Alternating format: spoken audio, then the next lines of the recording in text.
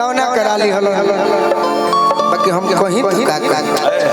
अब 10 गीत गिन के सुनाओ तनी आ 10 गीत में कुछ ना कुछ रोजा सबके बात मिली।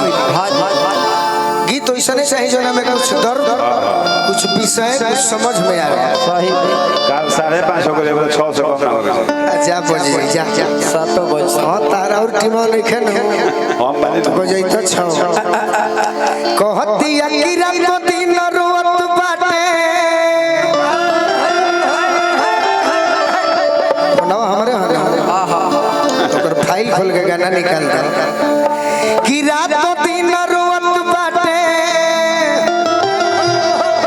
अरे है दिलवा ये राजा जी दुख में बानी कि रात दिन रोत बाटे अरे दिलवा ये राजा जी कब होई है गोदी में होई लाला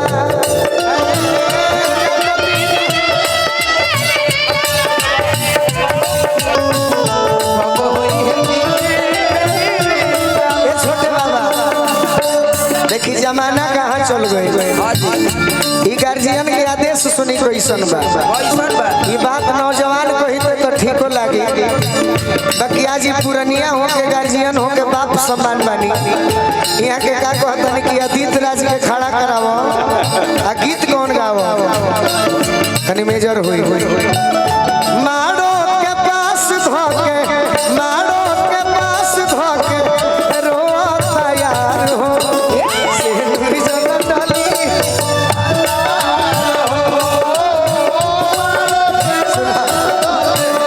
हम दुख में हो गई नहीं हो के मारो के पास रोल यही सुना यहाँ का बूढ़ा नहीं यहाँ का बूढ़ा नहीं यहाँ का बूढ़ा बालक रात दिन रोवत बाटे दिलवा ये राजा जी कब होई है गोदी में होई लाला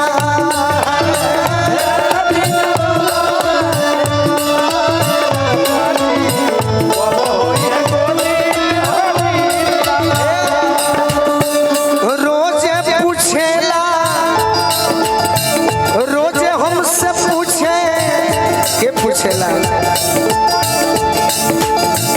ताना मारे देवरा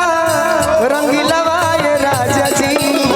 कब होई है गोदी में होरीला ताना मारे देवरा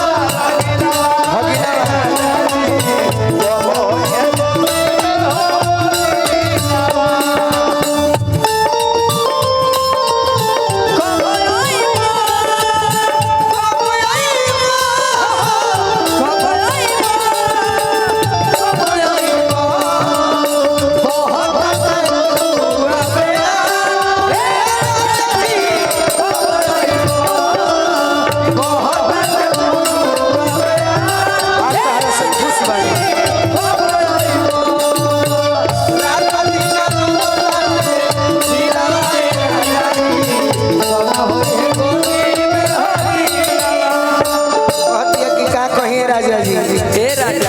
हमरा पुत्र नहीं खे हो जाए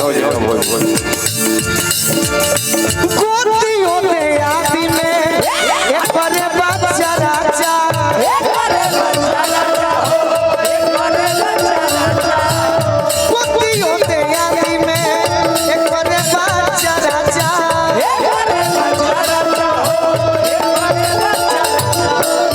तो दारू में भइल बहुत खराजा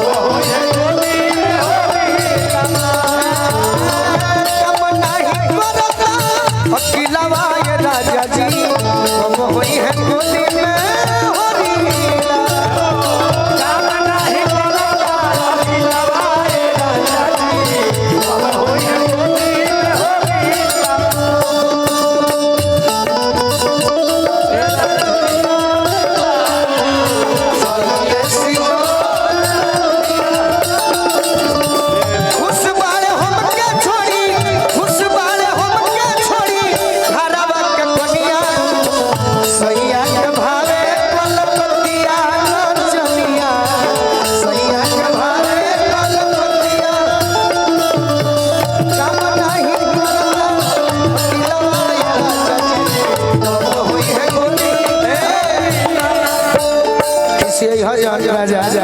तनी भगवान करेंगे बैंजू के मामले में रतन शर्मा जी ठीक बाड़ो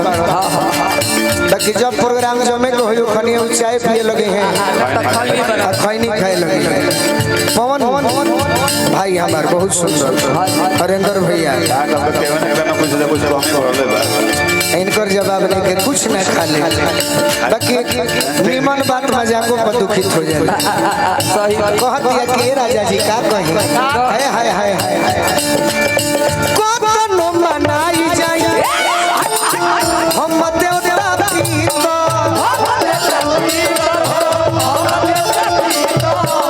कोनो मनावे जाए हम देवता पीतो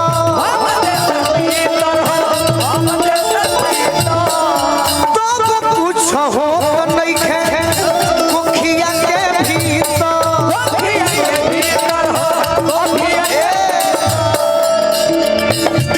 कहतिया कि मम्मी बनी गईली देखी छोटे बाबा हमारा सोझा के सहेली मम्मी बनी गईली देखी अरे हई सिलावा ये राजा जी मम्मी बनी गईली देखी सिलावा ये राजा जी कब होई है गोदी में होली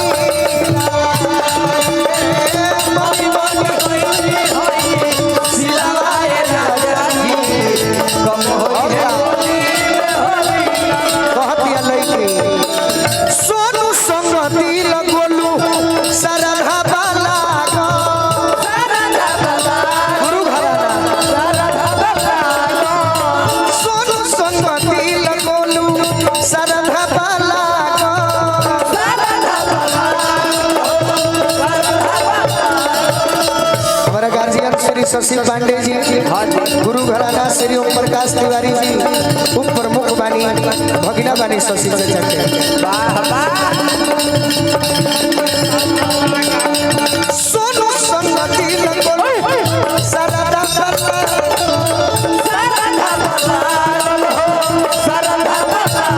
होई जति होरी लागो देव तोहे छागो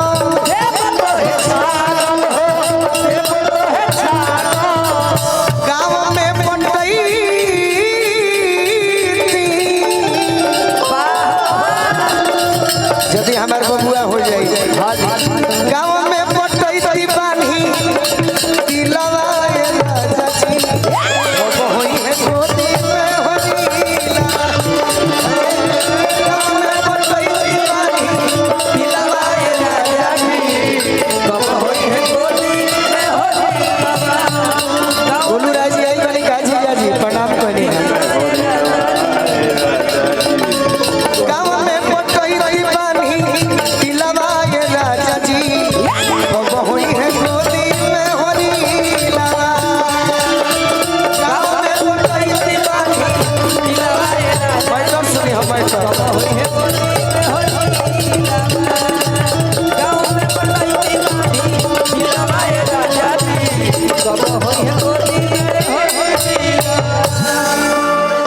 जख्मी भैया कहने वाली चाय चली बाबा मैटर सुनावे के वादा कइले बानी मैटर हम ही सुना सकत नहीं हां जी बाकी लोग तो दूसरे के गीत गा के 1.5 लाख ले लेते रहे दुनिया हर शंसी के नाम